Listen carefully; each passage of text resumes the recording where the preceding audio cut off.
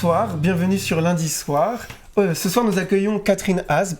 Bonjour Catherine. On l'accueille aujourd'hui pour un livre, Terre enchaînée, Israël-Palestine aujourd'hui, aux éditions Nous, qui vient de sortir et qui est probablement le livre le plus fin, le plus délicat, celui qui tient à peu près tout ce qu'il faut tenir pour éviter de sombrer dans des dichotomies ou dans des dispositifs d'opposition qui ne fonctionnent pas et qui nous empêchent de penser la résolution de ces affaires. Et peut-être pour dire le contenu de cet ouvrage, on va dire qu'il a plusieurs enjeux. Le premier, c'est de constater que dans cette question Israël-Palestine, telle qu'elle est vécue aussi en Europe et en France, il y a un oubli, l'oubli de la politique, et il faudra voir ce que ça signifie cet oubli pour pouvoir penser la situation, parce qu'il se passe des choses lorsqu'on oublie la politique et qu'on la pense, et qu'on pense la situation à partir d'autre chose. Mais surtout, l'enjeu de l'ouvrage en général, c'est de penser la politique et les Palestiniens dans leur réel, et non pas depuis leur cause qui a tendance à les mythifier ou à les porter sur un niveau imaginaire, et inversement, penser Israël non dans sa judéité, non pas à partir du fait que c'est un État qui se dit juif, mais dans son étaticité, à partir du fait que c'est un État, et on va dire comme les autres, et le ramener en le désexceptionnalisant en quelque sorte à un paradigme plus général, pour comprendre ce qui se passe en Israël et en Palestine en ce moment, à un paradigme plus général qui concerne la guerre, le paradigme de la guerre. C'est comme ça qu'on va expliquer la situation et essayer de la comprendre, en tout cas. Donc ma première question, très simple, dans quel paradigme général de la guerre s'inscrit la situation de guerre en Israël-Palestine ? C'est simple, ton question. Actuellement, selon toi. selon moi, je la nomme guerre d'anéantissement, guerre d'annihilation. On peut parler de guerre génocidaire, dès lors que guerre et génocide non seulement ne s'excluent pas, mais bien souvent le cadre de l'un et la possibilité de l'autre. Et guerre d'annihilation, parce que je pense que, en tous les cas, sur la question du mot génocide, l'article 2 de la Convention, bon, voilà, mais c'est à la fois un mot qui voudrait tout emporter sur son passage, et qui pour moi ne rend pas compte, et ce, je pense, depuis le début, très tôt, quand on a vu la nature des destructions qui étaient faites par l'armée israélienne de Gaza, à savoir les archives, les musées, les universités, les écoles, cette volonté d'effacement de l'idée même de Palestine, est soutenue forcément par ce qui soutient une société, sa mémoire, son imaginaire, sa vie. Et c'est pour ça que je parlerai de guerre d'anéantissement ou d'effacement ou d'annihilation, à l'intérieur duquel il y a une dimension génocidaire telle que... voilà. Mais là où aussi, sur la question du génocide, là où la question des vivants est quand même très importante, parce que c'est aussi celle de l'avenir, en fait. Ça veut dire qu'il y a plus de 2 millions de personnes qui vivent à Gaza, 3 millions en Cisjordanie. Donc la question, enfin, à un moment, je crois que j'écris l'avenir, l'horreur et l'asservissement ont un avenir, et qu'elle n'est pas la question du génocide comme point final, en fait. Bon, voilà, on sait, Srebrenica, c'est 8000... Ben voilà, une qualification juridique, c'est une qualification juridique qui ne peut pas emporter avec elle tout le réel de la situation en cours, qui est loin d'être close, en fait. À ce sujet, tu dis que penser la situation d'un point de vue politique, enfin en tout cas comme politique, c'est penser le possible. C'est pas seulement penser, voilà, c'est un génocide et bon, il va avoir lieu. Et il y a une question que tu poses dans un des chapitres de ce livre, qui est un entretien avec Omer Bartov. Tu lui poses la question de savoir, mais comment on arrête un génocide ? Quels sont les possibles qui sont pas présents, mais qui peuvent arrêter un génocide ? Alors, comment t'envisages du coup cette réponse qu'il te fait ? Quelle est cette réponse qu'il a apportée ? Ben, je crois qu'il dit que il mentionne. Bon, c'est un entretien qu'on a fait avec Hamza Esmini, je précise, parce qu'il n'y a pas comment il l'a fait. Avec Asma.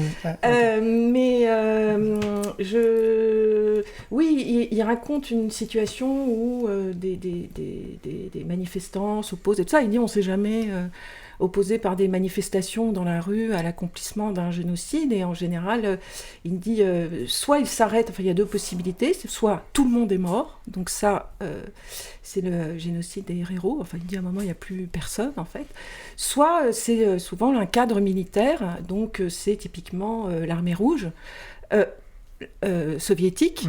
Mais son but n'est pas en tant que tel de mettre un terme à l'extermination des Juifs d'Europe, à fermer les chambres à gaz, mais en tous les cas c'est un effet parce que c'est pris dans l'espace de la guerre. Voilà. Et donc lui c'est dans ces termes-là qu'il pense les termes. C'est un historien du génocide, donc son étude l'amène à... Mais peut-être pour faire un petit pas en arrière quand même sur le livre, avant de rentrer dans les détails de chaque partie, est-ce que tu peux expliquer un peu comment est composé le livre? Alors nous on le sait parce que d'abord on l'a lu, aussi parce qu'il y a des bouts du livre qui avaient été publiés sur Lundi Matin et sur d'autres sites aussi.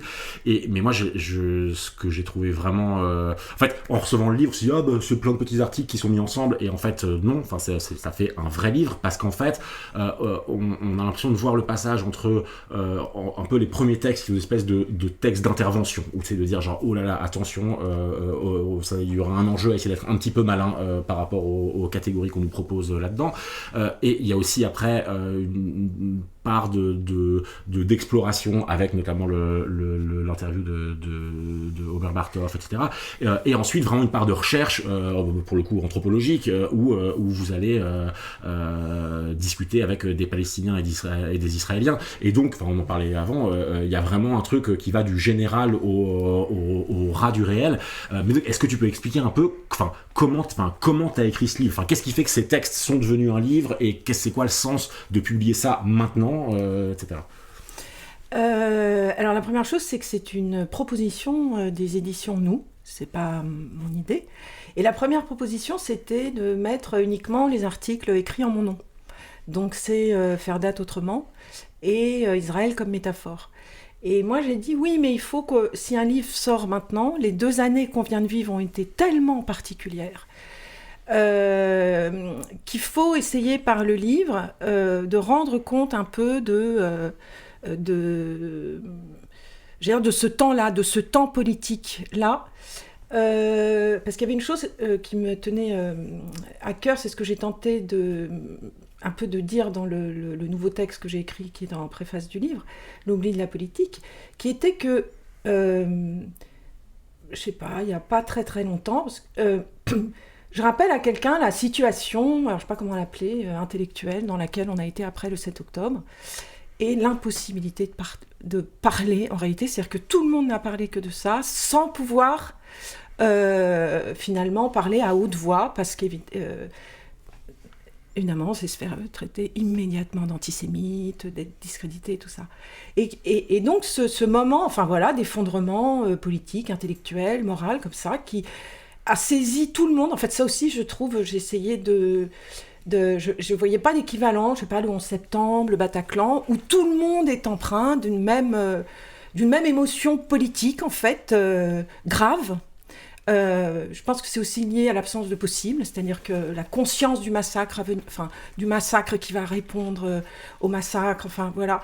Et je voulais pas, alors, aussi parce que c'est quelque chose que j'aime bien lire dans les livres, c'est-à-dire si c'est un livre, alors dans, admettons, dans 10 ans, quelqu'un ouvre ça, se dit ah tiens, en 2023, voilà, je suis pas écrivain, mais voilà, je trouve qu'il y a des livres d'Arthur Koestler comme ça qui voilà, si on lit La Ligne de la Terre, on comprend qu'il y a pour moi une espèce de pendant civil de L'étrange défaite de Marc Bloch, que jamais la France ne se battra en fait. Voilà, donc des choses, je ne dis pas je suis Koestler et je pars, voilà, bon, mais il y avait ça. L'autre chose, c'est que il y a eu comment dire, c'était tellement difficile à penser que ça a été, enfin comment dire, il y avait quelque chose. En fait, le livre, c'est créer un espace de pensée où il n'y a pas que ma pensée, en fait, parce que j'ai dû m'adosser à la pensée d'autres, voilà, et que ça, c'était comme une condition pour un peu démêler. Et poser, donc effectivement il y a Bartov sur Israël avec quelque chose d'un peu progressif. Il y a la traduction du texte de Fortini qui pose comme ça quelque chose sur l'universel du judaïsme qui ne peut pas se confondre avec une politique d'État et certainement pas avec la persécution des Palestiniens. Et les entretiens. Alors les entretiens, il faut savoir que la décision, elle est prise très tôt, c'est-à-dire tout de suite après, dès que moi je commence à écrire, parce qu'on voit bien que les termes du débat tels qu'ils sont posés en France, en fait, donc légitimité ou pas de l'État d'Israël, antisémitisme, je sais pas, en fait, voilà, qu'est-ce que pense, c'est ce que tu disais un peu dans l'introduction, c'est-à-dire Palestine-Israël est encore aujourd'hui, c'est-à-dire il y a quelque chose où le monde entier les pense. Et la pauvre Palestine, c'est encore de façon différente, mais c'est un objet arabe, quoi. Là où, au sens où d'essayer de la rattraper dans cet espace-là, en la désingularisant de la question palestinienne, au sens où l'OLP à un moment la stitue, la fonde et obtient la décision. Palestinienne, en fait, la décision politique, et de ne pas les dissoudre. Et donc, à un moment, il y a cette idée, très vite, d'aller demander aux gens ce qu'ils pensent du 7 octobre. Oui, parce qu'il y a un peu, voilà, il y a un peu deux trucs là dans ce que tu dis. La première, quand tu dis au moment du 7 octobre, on ne peut pas penser l'événement, et tu suggères que c'est parce qu'il y a, donc, tu le disais, la crainte d'être taxé dans ce d'antisémitisme. C'est pas que ça. Hein, ouais, voilà, mais c'est ça. Mais donc ça, c'est une chose qui est, en gros, être pris sous les feux de tous les gens qui vont essayer de tout polariser, etc. Et l'autre qui est l'angle général avec lequel, en gros, une incapacité plus générale, en fait, à pas saisir ce qui se joue, ou en tout cas à ne pas vouloir le saisir dans les termes qui nous sont proposés. Et donc là, ce que tu proposes, c'est pas juste d'en parler comme si maintenant on ose en parler, c'est d'essayer de l'appréhender par un autre bout que par le bout qui en général reconduit éternellement les mêmes impossibilités, quoi. Ouais. Et ça, c'était l'hypothèse des entretiens, en fait. C'était qu'on est... et effectivement... donc c'est pour ça que j'ai tenu, en fait, alors moi je pense que les entretiens ont été une assise de tous les textes, en réalité. C'est-à-dire que j'avais besoin d'un espèce d'adossement, en fait, de ne pas parler uniquement dans un univers, je sais pas, théorico-spéculatif, sur la Palestine, Israël et tout ça. Et qui a été aussi un moment de... c'était pas facile à faire. Bon, on a fait ça avec Montassir, Saki et Hamza, parce qu'on a fait des entretiens donc, en visio. Mais, par exemple, on pense, voilà, par exemple, que d'emblée, la question qui se pose, les seuls termes dans lesquels, en tous les cas, en France, on pose la question de l'État d'Israël uniquement, légitimité ou pas légitimité, c'est une non-question. De quoi on parle, en fait? Parce que l'État est là.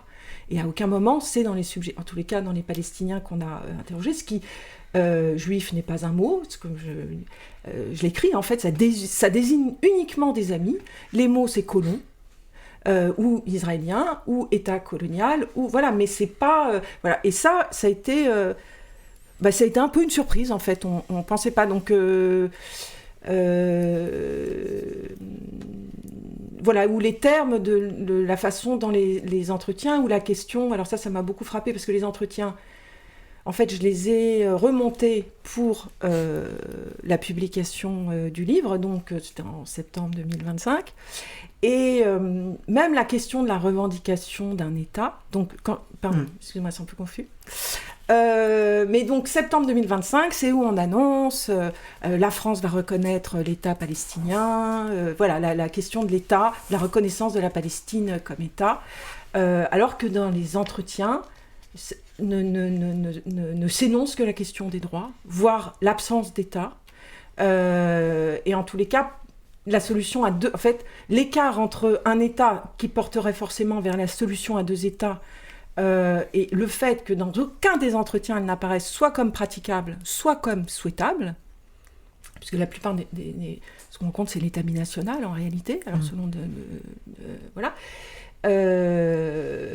Voilà.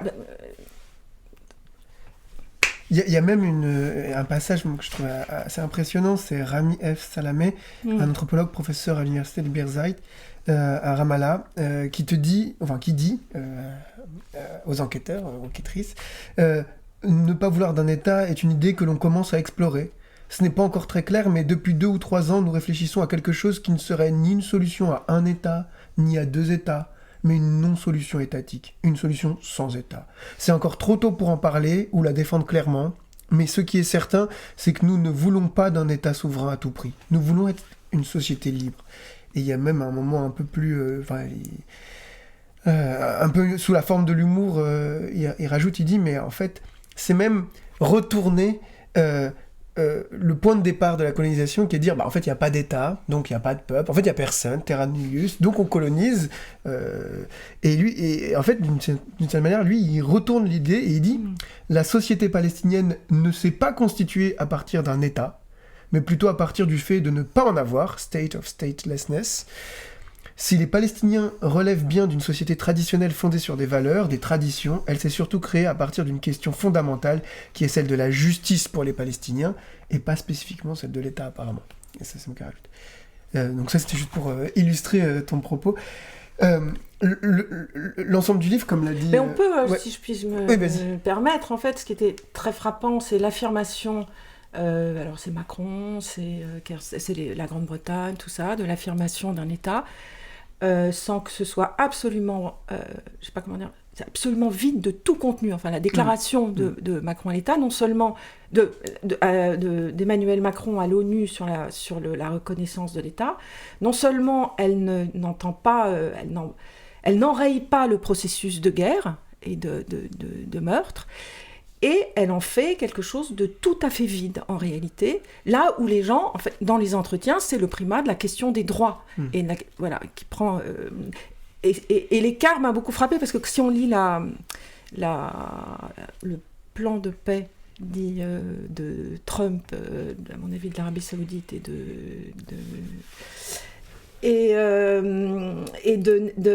d'Israël,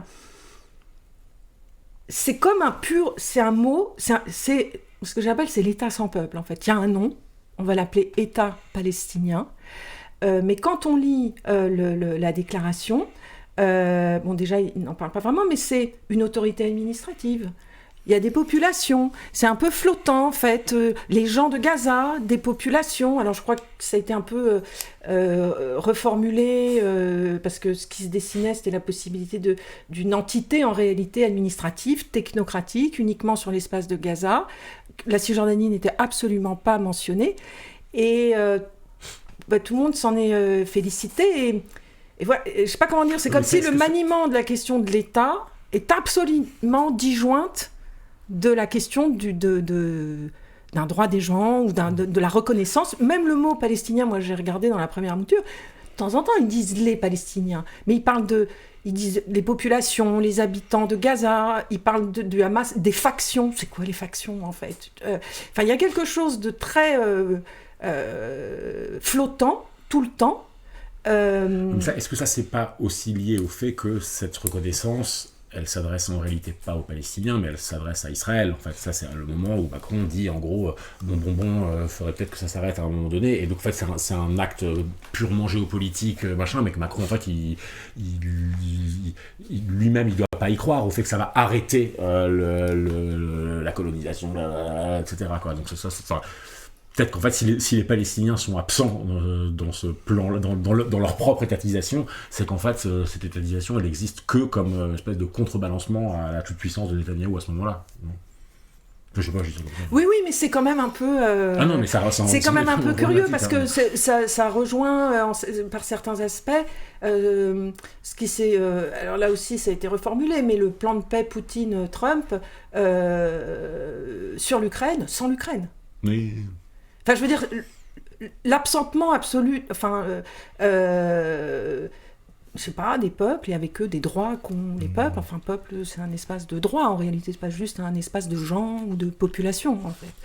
Et voilà, et l'écart je trouvais frappant justement entre les entretiens, où il n'y a pas de revendication absolument d'État, ou alors sous une forme binationale, d'égalité des droits et tout ça. Et aussi, c'est aussi lié à la conjoncture dans laquelle ils sont faits, c'est-à-dire c'est la guerre, quoi. Donc le premier point, vous pouvez parler d'État 1, 2, 3, 4, 26, tout ça. Il y a déjà un point d'arrêt. Enfin, il faut mettre un terme à la guerre. Enfin, la question, c'est la guerre, et la question, c'est l'occupation.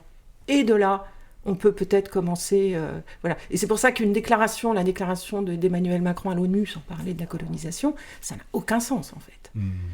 Et d'ailleurs, il y a un passage vraiment très très très bien à la fin de l'entretien que tu as eu avec Joseph Confavreux. Ah oui. Et tu dis, nous y avons beaucoup appris, tu parles des entretiens que vous avez faits, de ces connaissances inaudibles en France, comme par exemple que juif n'est pas un mot, sauf pour les Palestiniens, pour désigner des amis à Tel Aviv ou à Berlin, que l'ennemi, c'est l'État, la colonisation, les colons, que la question de la légitimité de l'État d'Israël n'en est une pour personne, le combat étant ailleurs, l'arbitraire de l'occupation, son emprise sur les corps, les récoltes, les réserves d'eau, les déplacements élémentaires. Bref, nous avons appris que, dans cette société éminemment politique, nombreux sont ceux qui pensent aux façons d'ôter à la haine son éternité. Alors on peut bien sûr continuer à s'étriper sur la qualification du 7 octobre et comme la souris, tourner dans une boucle stérile et infernale, mais l'on peut aussi les écouter et leur donner une audience. On ne peut pas faire grand-chose d'autre.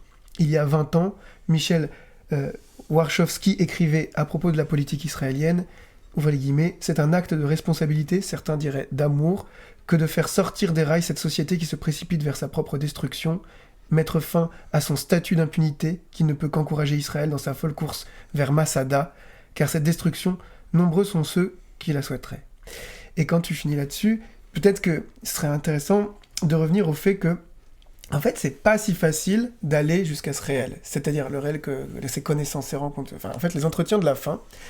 Eh bien, pour y aller, tu passes par une série de textes qui ne se jouent pas vraiment au niveau du réel, mais justement au niveau des systèmes de pensée dans lesquels des styles de pensée qui enferment, des rhétoriques qui enferment la pensée, qui l'empêchent de dégager pour arriver à la cible. Ouais, et donc on a vraiment l'impression en lisant le livre qu'on passe à travers, comme si on était dans le mythe, et puis qu'on forçait à travers ce mythe, puis après l'idéologie, puis on forçait à travers l'idéologie, puis après on essayait de passer, et de strate en strate, on arrive un peu à toucher quelque chose de réel, quoi. Et donc j'aimerais bien que, du coup, tu puisses nous expliquer comment tu as fait pour saisir justement ce paradigme dans lequel la pensée est prise au tout départ, et pour se le faire, dans ton premier texte, Faire date autrement, dans le deuxième texte, tu pars de Derrida et tu pars du 11 septembre pour essayer de comprendre le 7 octobre et les apories de pensée ou les choses qui ont été bloquées à ce moment-là.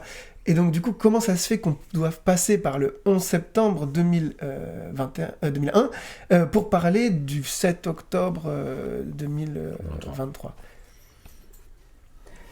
Alors, c'est pas... d'une part, je pense qu'il y a eu deux... Ce texte m'avait beaucoup frappé.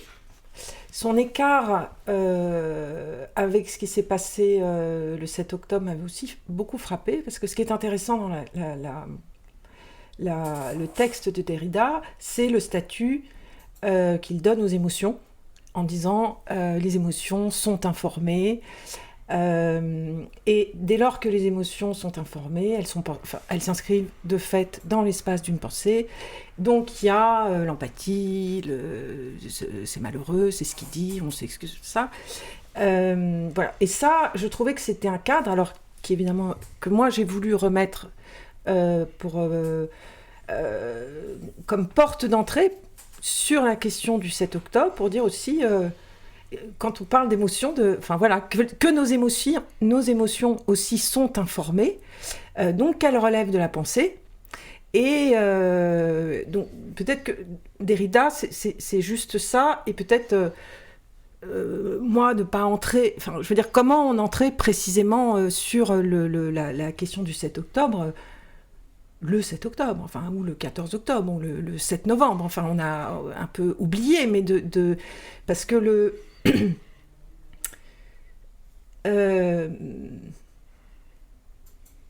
ce qui pour moi a rendu les choses très compliquées au début, je voulais pas écrire, en fait, je trouvais que c'était trop compliqué, puis j'avais écrit l'offense avant, je me suis dit, bon, ben, chacun sa part.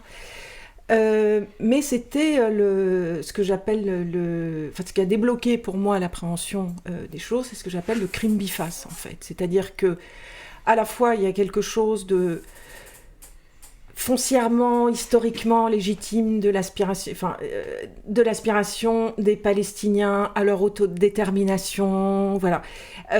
Et qu'il y avait crime biface, au sens où, pour moi, il y a à la fois un maniement le 7 octobre, mais d'une imagerie, en fait, de la libération. C'est-à-dire d'un seul coup, c'est le tigre en papier, quoi, Israël, cette puissance, ces murs, nanana. Et en même temps, cette aspiration à l'émancipation se fonde sur un meurtre. Voilà. Et là, il y a, je pense, quelque chose qui a beaucoup... d'où terrorisme, résistance, trouver pour les uns que c'est fantastique, ben non, un meurtre de 1000 personnes, je ne sais pas combien, c'est pas fantastique. Quelque chose que j'appelle les jumeaux criminels, et à partir de là, en fait, essayer de le mettre dans un cadre de pensabilité, en fait, c'est...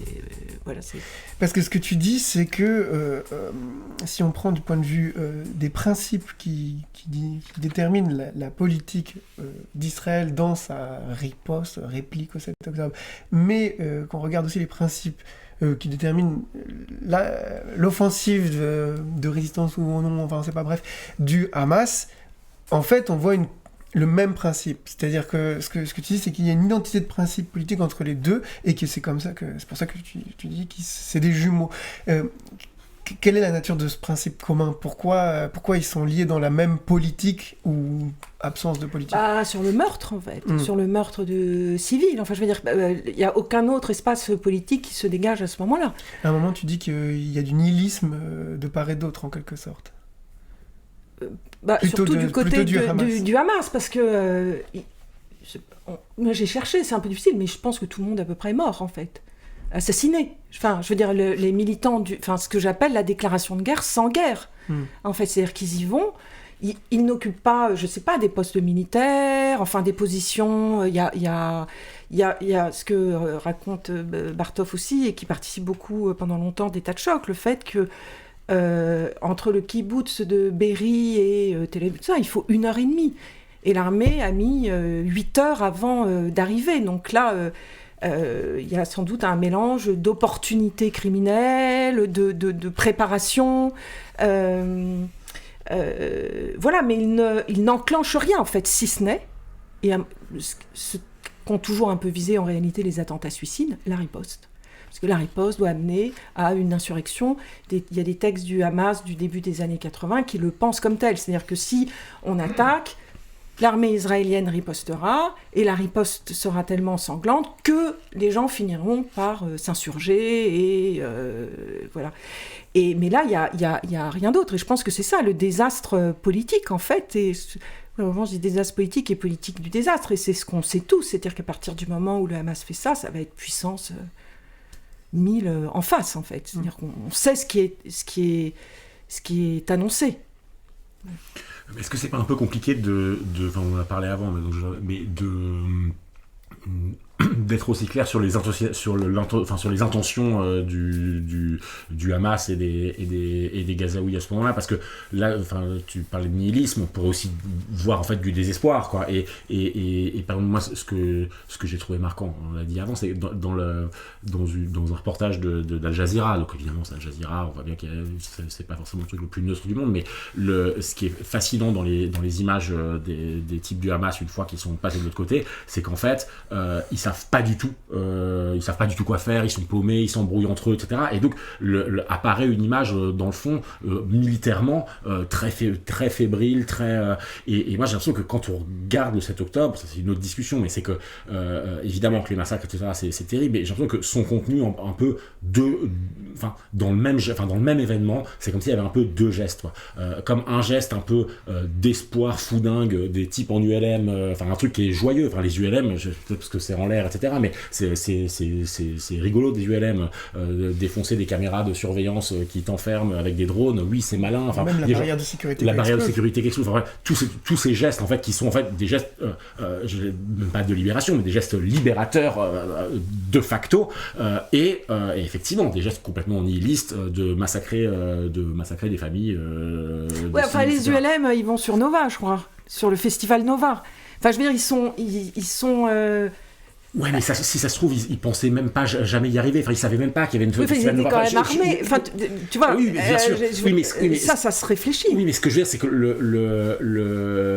ben justement, je sais pas si en fait les choses sont si réfléchies que ça. Enfin, tu vois, je trouve que c'est ça la question que ça pose. C'est que en fait, si tu dis c'est juste nihiliste, machin, ou en fait, moi, je suis pas à l'aise avec l'idée, même si c'est peut-être vrai, hein, mais que en fait, ils font ça pour déclencher droit derrière une grosse riposte de machin. Non, mais il n'y a pas que la riposte. Je pense qu'il y a un moment, il y a plusieurs choses. D'une part, il faut écouter Mohamed Deif. Enfin, moi, son intervention, ça a un nom.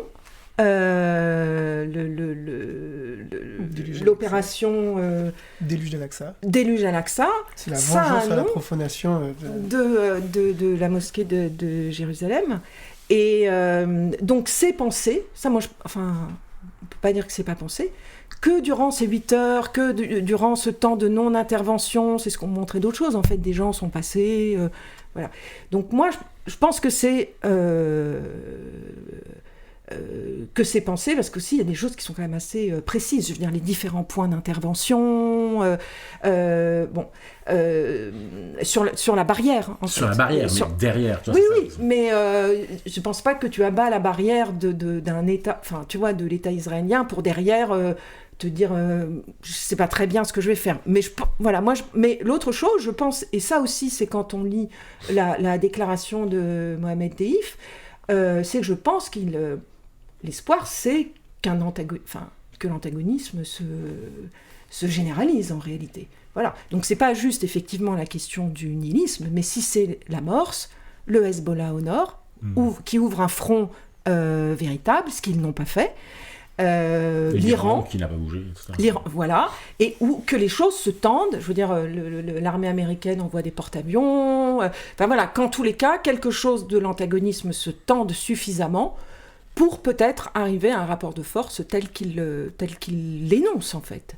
Et que, ils en appellent, j'appelle ça la der des der, mais parce que dans le discours, il y a quelque chose de cet ordre-là, et d'en appeler aux autres États, voilà. Moi, je pense que c'est... Voilà, mais... Je sais pas, tout ce qu'on sait, c'est que l'Iran s'est félicité tout de suite de ce qu'avait fait dans un tweet, voilà, mais c'est tout, à part les Houthis, et un peu au nord le Hezbollah, mais rien de... Parmi les blocages de la pensée qui ont été produits par tout un tas de dispositifs rhétoriques, idéologiques, il y a un signifiant, on peut pas y passer outre, c'est l'accusation d'antisémitisme qui est devenu qui est hyperbolique, qui s'est répandu partout et qui a atteint tout le monde, y compris des Israéliens juifs, des réalisateurs, des historiens.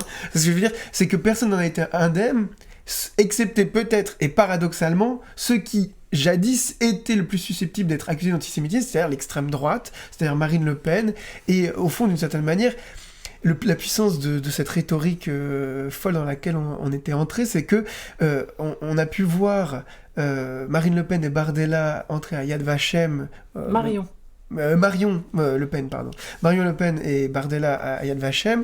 Et au fond, ça a pas suscité viscéralement pour tout le monde une espèce d'incompréhension, de scandale. Alors du coup, ce que j'aimerais savoir, c'est qu'il y a un texte qui est consacré à cette question et qui est en discussion à partir d'Yvan Segré et qui discute un texte d'Eva Illouz. Est-ce que tu peux nous expliquer pourquoi tu as ressenti le besoin déjà de traiter cette question et qu'est-ce que tu as perçu comme blocage de la pensée chez Eva Illouz dans sa propre réflexion sur la question de l'antisémitisme?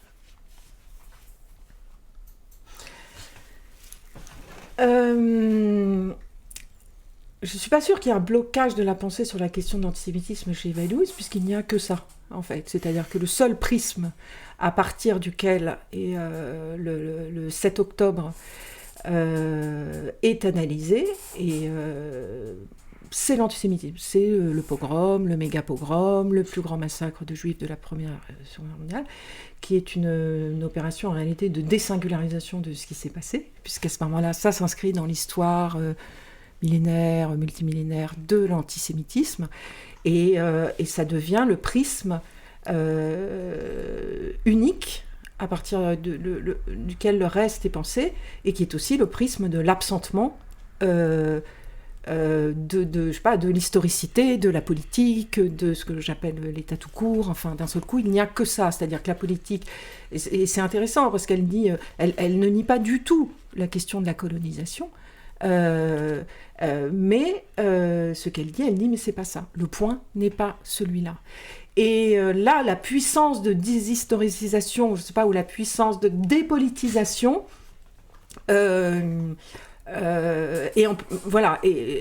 telle que finalement il n'y a plus de prise. Et comme cet antisémitisme dont il est question, d'une part, on le sait, se confond avec ce qu'on appelle l'antisionisme, c'est-à-dire toute critique de l'État d'Israël serait... Pas de l'État d'Israël, il y a des gens qui détestent l'État d'Israël, sa destruction, c'est pas le point. En tout cas, toute critique de la politique de l'État d'Israël en étant antisioniste est antisémite, c'est ce que j'appelle en citant l'article de Darwish, c'est-à-dire que là où la longue citation de Darwish où c'est l'ennemi relationnel, elle passe à l'ennemi existentiel. Donc avec une logique comme ça, à part la guerre totale, je vois pas très bien. Voilà. Et une fois admis effectivement que qu'il y a une identification profonde entre la critique de l'État d'Israël et l'antisémitisme. Et donc là, il n'y a aucune issue, en fait. Parce qu'à ce moment-là, si on parle de politique concernant Israël, on bascule tout de suite du côté de l'antisémitisme. Et la raison pour laquelle... et ça, j'étais très frappée. Du coup, j'ai un peu... j'ai relu les livres de Segré sur ça. Et la réaction philosémite. La réaction philosémite et l'intellectuel compulsif.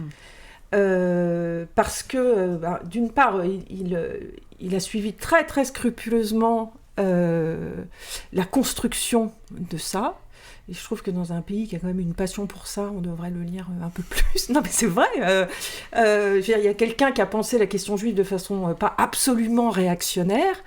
On n'est pas obligé toujours de se référer qu'à Finkielkraut, quoi. Voilà, donc c'est le premier point, mais donc... Et à partir de son corpus et donc de son livre, le noyau est le même, en fait, sur la... Parce que lui, c'est un livre qui date d'il y a 15-20 ans. Oui, mais il travaille sur le début des années 2000 et de ce qui se noue, disons, entre le 11 septembre, la seconde intifada et quelque chose dans les quartiers, voilà, populaires. Et que ce noyau-là, en fait, qui était, alors, dans l'intellectuel compulsif, c'est beaucoup Finkielkraut, ce qui m'a beaucoup frappé, en fait, c'est que ces termes sur le continuum, c'est-à-dire que la lutte contre l'antisémitisme se mesure à, disons, la défense d'Israël. Alors là, ça se noue autour du signifiant Occident, ça il le montre très bien, et que, en 20 ans, voilà, ce qui étaient les propos d'un éditorialiste... sur une radio communautaire juive, Finkielkraut, même Finkielkraut, à un moment je me souviens, je crois que c'est après, je sais pas si c'est une Coupe du Monde, où il dit maintenant l'équipe de France est black, il dit arrête, ça a mal traduit mes propos, donc même lui fait un peu marche arrière, enfin c'était Finkielkraut, quoi, il était, voilà, et maintenant c'est quasiment une doxa étatique, en fait. Mais le noyau, enfin, j'étais très frappée que le noyau soit intact, en fait. Le noyau est celui-là. Et la critique, alors dans l'intellectuel compulsif, c'est surtout Yael Sivan, et là,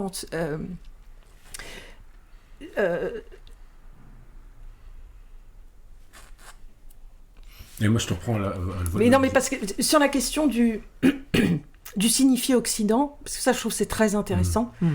sur le signifié Occident, parce que c'est comme ça que tu parlais de Marion Maréchal Le Pen, et, sans Le Pen et Jordan Bardella à Yad Vashem, c'est-à-dire un crachat à la figure quand même de beaucoup de gens.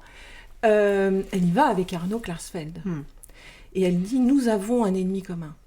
Et ce « nous » n'est pas clair, en fait. Et je pense que c'est un « nous », et c'est en lisant le petit livre de Sophie Bessis sur Généalogie d'une imposture, le judéo-christianisme, que tu comprends que son « nous », Arnaud Klarsfeld, donc, il est judéo-chrétien. Il est judéo-chrétien contre l'islam. Il est judéo-chrétien, et c'est ce qu'elle explique, c'est-à-dire qu'à un moment, comment le judéo-christianisme va devenir le paradigme de l'Occident, donc d'un universel, et qui se construit dans l'altérité avec l'islam, avec pour effet non seulement d'effacer tout à fait la dimension foncièrement antisémite de l'Europe, puisque l'altérité en réalité c'était les Juifs, et donc elle dit ça vient dans sa modernité, ça se construit au moment dans les années 1980. Et d'un autre côté, ce qu'elle dit aussi, c'est la façon dont ça va effacer la présence juive dans les pays arabes. Et pour revenir à la question du signifiant Occident, parce que moi je dis, mais des gens comme Eyal Sivan ou Yuval Abraham, des gens qui ont vraiment été antisémites, en fait, ils tiennent sur le pays. C'est-à-dire il y a un pays qui s'appelle Israël, il y a des citoyens qui s'appellent les Israéliens, qui pour beaucoup, il se trouve qu'ils sont juifs. Et voilà, voilà, j'écris dans le livre, c'est les dissidents du signifiant Occident, en fait, et au sens où ils tiennent, dans le fond, en fait, c'est l'Orient. Il y a quelque chose comme ça. Ceux-là se sont fait accuser d'être antisémites parce qu'au fond, ils prenaient une position contre l'Occident, dans l'esprit de ce dispositif idéologique-là. Bah oui, c'est ce que dit Segré. En fait, c'est toujours, selon moi, toujours opératoire, parce que la violence à l'époque de... Enfin, je veux dire que ce soit la violence de Finkielkraut à l'égard d'Eyal Sivan, enfin, c'est ce que dit Segré. En fait, c'est pas Michel Kelfi qui est accusé d'antisémitisme, c'est pas le Palestinien, en fait, c'est vraiment le Juif. Enfin, il faut que ce soit vraiment intérieur. Et 20 ans plus tard, c'est Yuval Abraham. Tu le redis sur le film Northernland, en fait. Ouais, et là, tu développes ce truc-là, qu'en fait, la pire des trahisons, c'est le Juif israélien qui va de fait contester l'État israélien, quoi. Ouais. Mais ça, je veux bien que tu racontes, parce que ça, pour le coup, je trouve que dans cette partie-là, le fil sur l'accusation d'antisémitisme, je trouve qu'il est assez limpide, mais enfin, peut-être que tu veux pas tout reciter, mais... Si, ils sont... donc, c'est Northernland, et qui est un film absolument didactique sur la colonisation, en l'occurrence de Massafer Yatta, qui est une communauté, un village palestinien en Cisjordanie. Et donc, c'est un collectif, ils sont 4, il y a 2 Israéliens et 2 Palestiniens. Et au moment où il reçoit un prix à Berlin, ils en appellent à l'arrêt des bombardements, à l'arrêt des livraisons d'armes, au cessez-le-feu et tout ça. Et dès le lendemain, c'est le maire de Berlin qui dénonce En fait, il qualifie comme étant antisémite cette déclaration. Pas exactement, mais en fait, c'est ça. Et donc, il y a quelque chose... Alors, j'ai cité un peu in extenso la déclaration de Yuval Abraham, parce qu'elle est très dimension égalitaire, en fait.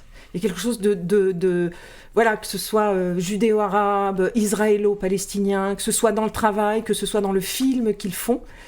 Voilà. Et donc, il est traité d'antisémite, et puis ça a des conséquences concrètes pour lui. Donc, déjà, traité par le maire de Berlin... Tu es un juif dont la moitié de ta famille, c'est ce qu'il lui dit, a été exterminée par les nazis. Voilà, mais après, je sais pas, ça a continué. Je cite un article du Figaro où il y a eu de la réprobation parce que Yuval Abraham maintient ses positions. Voilà. Et que c'est ça qui s'est agi un peu de dénouer. Il faut savoir qu'après, ils ont été attaqués par le PACBI. Ah mince, j'ai oublié. Pardon, comment il s'appelle ? Bon, couperai. Non, le BDS. Par la branche culture du BDS, en fait. Bon.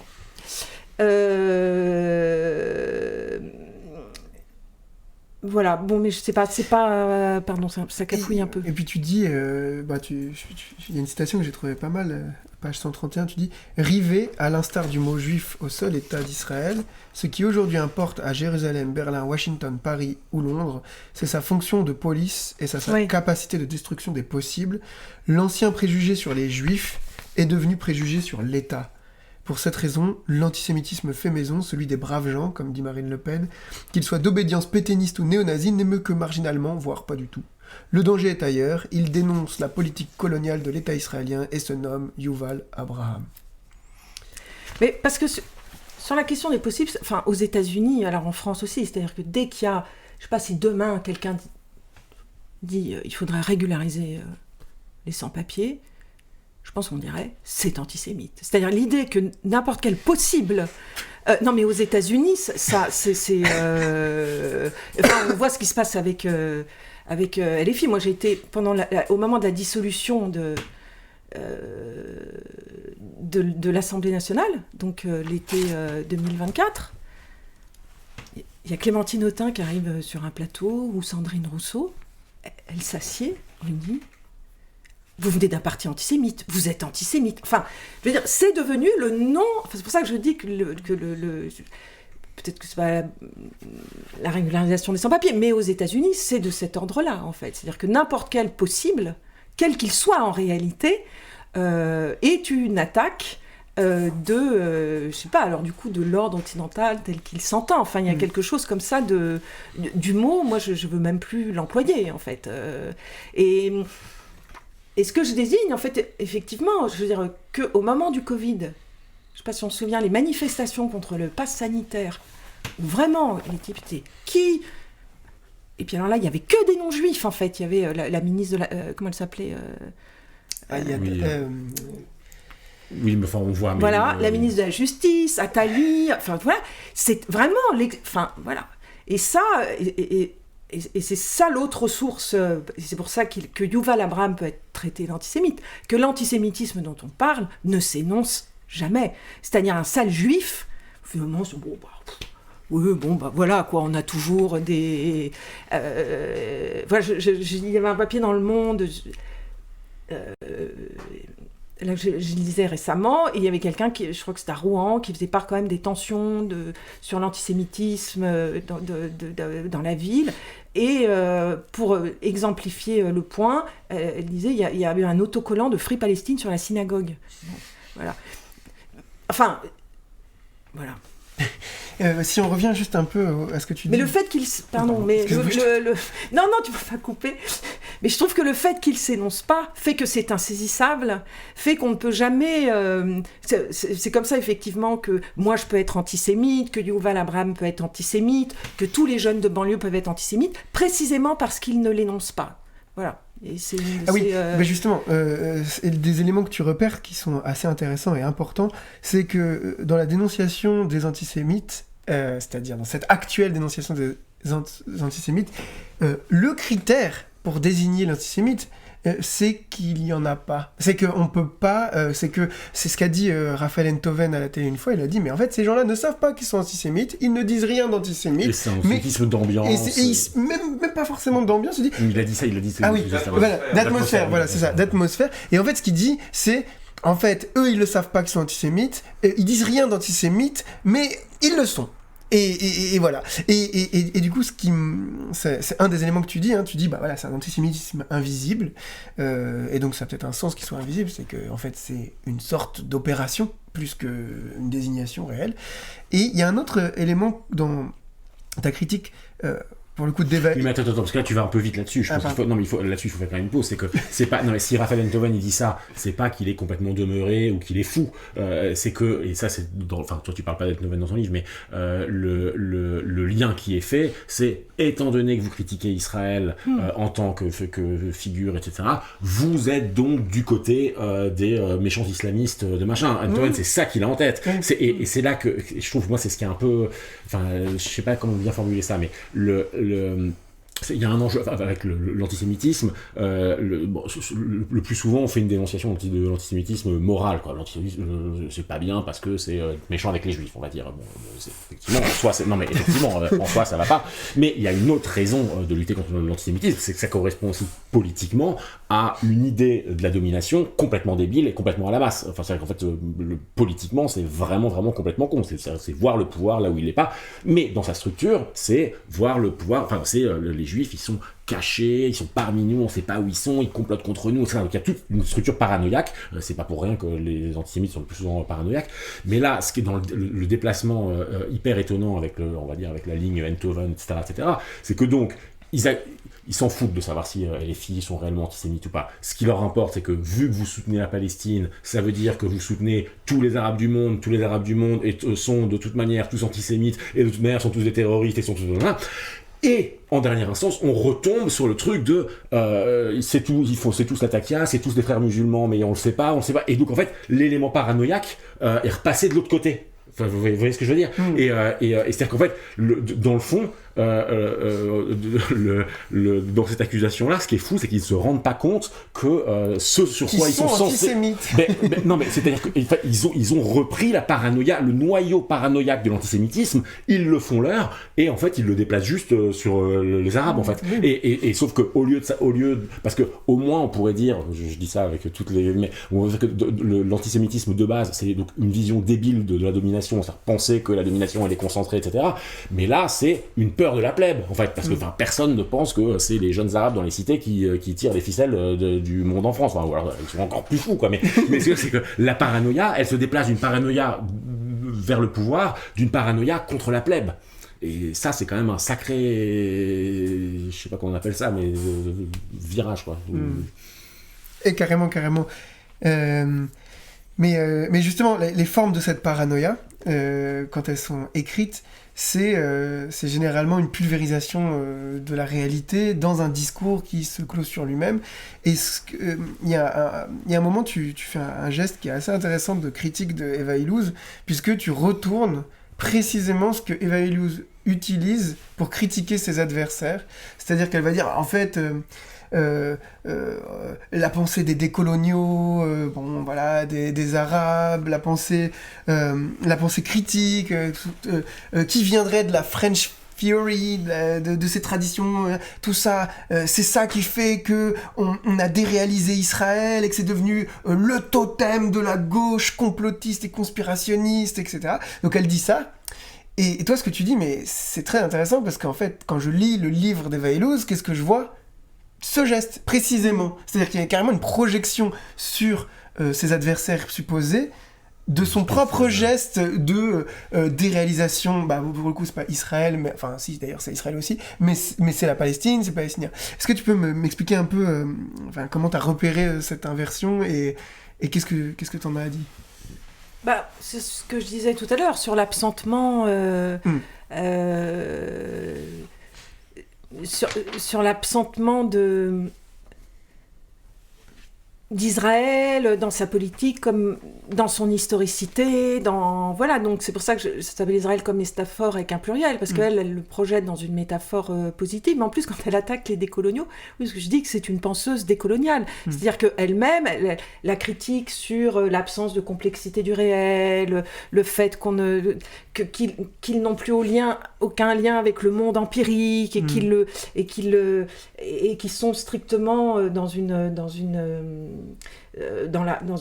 rhétorique morale où Israël cache en réalité leur antisémitisme parce qu'on ne peut plus être dans la conscience occidentale, moderne, explicitement antisémite, mais effectivement son geste est le même. Et alors, là où c'est un peu, pas comique, mais il se trouve que précisément Israël est un État colonial. C'est-à-dire que c'est le dernier État explicitement colonial, c'est-à-dire qu'il soumet 5 millions de personnes, 3 millions en Cisjordanie à des lois militaires, il contrôle absolument... Voilà. Et donc, ce que je trouve un peu ironique, c'est qu'elle dit, il voit à la fin du colonialisme, alors qu'il n'y a plus de colonialisme, il voit du colonialisme partout, mais en l'occurrence, en ce qui concerne Israël... c'est manifeste. Enfin, C'est je veux la dire, base. sauf c'est la base et c'est le nœud. Voilà. Parce que enfin, toi, là, c'est ce que tu dis, mais je le précise, je vais citer un extrait. C'est que là, ton truc, c'est de dire, en fait, tout ce truc sur l'antisémitisme, etc., ce que ça permet, c'est d'absenter la réalité d'Israël, quoi. Et donc là, alors, je sais, parce que j'ai fait des copier-coller, je sais plus dans quelle partie c'est, mais je crois que c'est sur Notherland, dit ce qui leur vaut d'être insultés, c'est qu'ils interdisent par leur position ou leur film tout glissement permettant d'absenter Israël. Et donc la Palestine, en tant que pays, en tant que singularité historique et politique présente, en tant que lieu d'impossible. Israël n'étant pas limitrophe de la Norvège, aucun ici ne regarde vers l'Occident, mais au contraire vers l'Orient, vers Safariata et Tel Aviv. Et après, tu dis, organiser l'absentement du réel israélien, le saturer à partir du signifiant juif et de l'antisémitisme, c'est évidemment viser l'absentement du réel palestinien, puisque ce qui les enchaîne est précisément la politique. Réelle politique enchaînée par des blocus, des checkpoints, des permis de travail, des lois militaires, une gestion prédatrice de l'eau qui au lieu d'irriguer le champ de tomates d'un agriculteur palestinien, emplit les piscines de colonies voisines, etc., etc., etc. Pour exemple, c'est un peu donné. Oui, mais ça, je pense, c'est Ronnie Broman, Oui, Sivan, Yuval. Enfin, je veux dire, c'est les figures qui ont été quand Segré cite Alexandre Adler. Enfin, je veux dire, la violence de l'insulte, en fait. Voilà, il est le traître, en fait. Sivan est un traître, Ronnie Broman. Enfin, là, il a le traître de Finkelkraut, l'autre est c'est le traître d'Alexandre Adler. Et donc la violence en fait est quand même et Yuval Abraham c'est quand même aussi très violent. Donc mais oui Et il y a quand même une sorte d'espoir parce que le titre c'est Terre enchaînée, donc ça peut vouloir signifier la colonisation tout simplement. Mais en même temps c'est terre au pluriel. Et en fait à la fin on peut avoir le sentiment que Terre enchaînée c'est aussi le fait que c'est des terres liées l'une à l'autre, attachées l'une à l'autre, et où les attachements à la terre sont pas forcément ethnicisés, c'est-à-dire c'est une terre arabe, c'est une terre juive, c'est une terre... Mais c'est plus une terre... bon, là ça va être un peu... Si on prend le texte de Darwish que tu cites, c'est l'idée que si les ennemis arrivent à communiquer l'un l'autre à travers le caractère d'ennemi comme ennemi relatif, comme tu l'as dit, et pas ennemi absolu qu'il faut absolument détruire, ce qui va se découvrir, c'est qu'au fond, c'est un peu naïf de dire ça, mais bon, il faut une reconnaissance de l'humanité réciproque des parties en jeu, et c'est un peu vers ça que tend vers la fin, où on voit concrètement des Israéliens, des Palestiniens, qui sont ensemble et qui essayent depuis plusieurs années, même parfois 20 ans, de surmonter l'hypothèse de la violence en fait, parce que à la toute fin c'est ça qu'on comprend, c'est que la première hypothèse politique pour sortir de terres enchaînées, au sens de colonisatrice, c'est l'hypothèse de la violence, mais d'une violence brutale avec un ennemi absolutisé. Et ce que font ces gens-là, dont des gens qui sont restés 10 ans en prison, qui ont fait des grèves de la faim pas possibles pour pouvoir avoir à manger, enfin, des trucs paradoxaux comme ça, des choses dures, en fait, l'hypothèse qui émerge à la toute fin, c'est une hypothèse autre que la violence. Et une espèce d'hypothèse de... je dirais pas pacifiste, mais quelque chose qui, en fait, par les liens, par les attachements, par le fait que, en fait, on marche à travers la frontière et on se rencontre, on va cueillir les olives ensemble, et on fait un truc ensemble, par cet ensemble de soutien contre l'État, au fond, principalement, ou contre l'organisation d'État, des deux côtés, au fond, il y a je dirais pas une troisième voie, mais une troisième version de la compréhension de ce que c'est qu'une terre enchaînée, c'est-à-dire une terre avec des attachements. Est-ce que tu veux nous expliquer ce que c'est que cette issue ? Parce que tu commences en disant il y a toujours une issue, c'est même l'exergue, il y a toujours une issue. Quelle est la nature de cette issue à ton sens ? Comment la caractériser, la nommer ? Eux, ils mettent en œuvre... concrètement un État binational, voilà, enfin une communauté binationale, puisque évidemment ils ne sont pas un État. Et alors, cueillir les olives, tout ça, c'est un peu champêtre, parce que l'histoire est quand même... Oui, bien sûr. parce que ce qui est... c'est ce dont tu parles, donc c'est Ren Alon et Suleiman Khatib, qui sont donc tous les deux membres de Combatants for Peace. Et c'est un... Je veux dire, l'itinéraire est entièrement politique. Plus qu'humain, ou tout ça. Il est politique à plusieurs... pas uniquement par la prison, mais par deux choses. En fait, la première, c'est la centralité de la question de la violence, de l'armée, des armes, enfin de la question militaire ou guerrière dans les deux sociétés, c'est-à-dire aussi bien israélienne que palestinienne. Et là où c'est entièrement politique, et c'est notamment toute la réflexion de Souleiman Khatib, c'est-à-dire sur... voilà, il a lu le Tché, il a lu... je pense qu'il a lu peut-être Mao, il a lu... Voilà, mais c'est-à-dire, donc ça se pense en termes de rapport de force. Si l'État est binational, si on prend les armes, alors on ne peut pas travailler avec les Israéliens. Donc à ce moment-là, la question d'un État. Et pour eux, la séquence actuelle est en fait, leur donne complètement raison. Tout simplement parce que tu ne peux pas entamer un rapport de force avec une puissance telle qu'Israël si tu n'es pas son... Oui. En fait, il parle d'une stratégie à long terme. Il dit, en fait, ma position stratégique, elle est à long terme. Elle est très long terme. Elle est très long terme, mais tout le monde, en fait. Je veux dire, et du coup, le processus vaut quasiment plus que le résultat, parce que ce qu'ils obtiennent est plus important. Enfin voilà, ils savent très bien que le terme, je sais pas, mais tout le monde, hein, je veux dire, Bartov, il dit, moi de mon vivant, je n'en verrai sans doute pas la fin. Bon, il n'y a pas 25 ans, mais bon. Voilà. Mais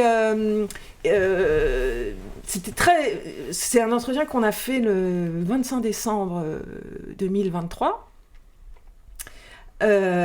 Et moi, je suis absolument stupéfaite, parce qu'en fait, on voit que depuis le 7 octobre, donc on est en visio, donc avec Hamza Montassir et puis Ren et Souleiman, et on voit qu'il n'y a pas une feuille de papier à cigarette qui s'est glissée entre les deux depuis le 7 octobre. Mais ça, franchement, moi, ça m'a surprise.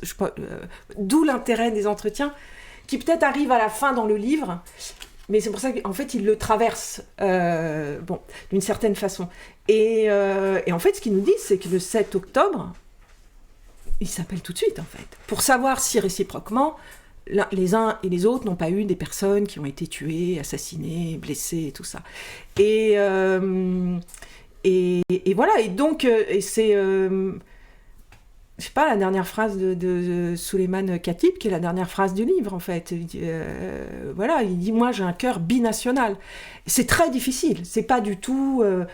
ça, il l'explique, en fait, parce qu'il vient de la société palestinienne, et je pense que moi... Il y a quelque chose du résistant, du combattant, de cette imagerie qui a été mobilisée à dessein le 7 octobre par le Hamas. Essayer de s'en extraire, peut-être parce qu'elle ne correspond plus à grand-chose dans l'état actuel de la société palestinienne, en tous les cas en Cisjordanie, et telle qu'elle nous est donnée. Donc il y a une image, elle étouffe un peu. C'est très difficile de s'en défaire, et dans l'entretien, Souleiman Khatib insiste beaucoup pour dire que c'est très difficile, parce que lui, effectivement, en fait, il prend pendant le... En fait, il fait 10 ans de prison. Et c'est lui, c'est là où la question de la non-violence s'impose, mais politiquement, elle est un exemple des prisonniers irlandais, par la grève de la faim, où ils obtiennent des choses, et elle se construit petit à petit, mais elle est toujours très difficile. Après, quand il sort de prison, il y a la seconde intifada. Qu'est-ce qu'on fait ? Bon, et lui, il a une puissance de conviction à la fois personnelle, politique, voilà, qui est quand même... Et là, il me semble qu'il y a, sauf à vouloir, voilà, je sais pas... la guerre, l'essentialisation, enfin voilà, il n'y a pas d'autre chemin en réalité, il n'y a pas d'autre chemin que... Et puis lui...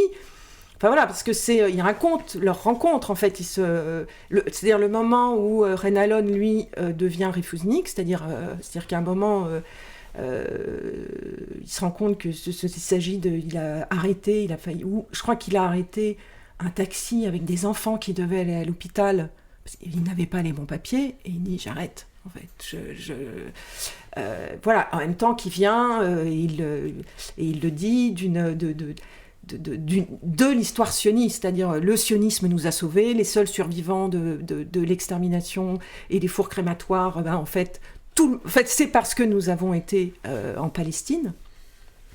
Voilà, et aucun des deux ne voit, c'est-à-dire que ce soit Renalon ou Suleiman Khatib, d'opposition, d'impossibilité à ce que d'un côté, il y ait une patrie juive et qu'il y ait une patrie palestinienne, en fait. Et donc voilà, en fait, si on a envie que... Et je crois qu'ils vont même plus loin parce qu'à un moment donné, ils disent non, mais en fait, au début, on était pour 2 États, puis après, on se dit non, mais on veut pas être séparés en fait. On veut pas être séparés. on veut pas qu'il y ait 2 États. Et donc, ils finissent par dire peut-être pas d'État ou un autre cadre, on s'en fait. Oui, mais en plus, je crois que ça, c'est un point aussi. Moi, enfin, évidemment, je dirais État binational, mais il y a cette façon qui revient un peu au premier texte, qui est de toujours dire que tout le monde parle la Palestine et que tout le monde parle Israël, mais peut-être qu'on va laisser aux gens la possibilité aussi de décider des formes d'organisation, des formes, s'ils veulent un État, ils en veulent 2, ils en veulent pas, ils en veulent 6. Enfin, ce que je veux dire, c'est qu'on n'a pas de... évidemment, ça dit quelque chose parce qu'on est là, parce que ça nous travaille, et donc ça renvoie à des positions, et quand tu cites Enthoven ou on cite Segré, on ne cite pas la même chose. Donc ça engage dans ce point de vue-là, mais c'est quand même aux gens de décider. Et effectivement, ce qui se profile n'est absolument pas ça. Enfin, si on revient à la question du plan de paix, voilà, les Palestiniens sont absolument tout à fait absents de l'équation, mais au moins, on a les termes du possible, quoi.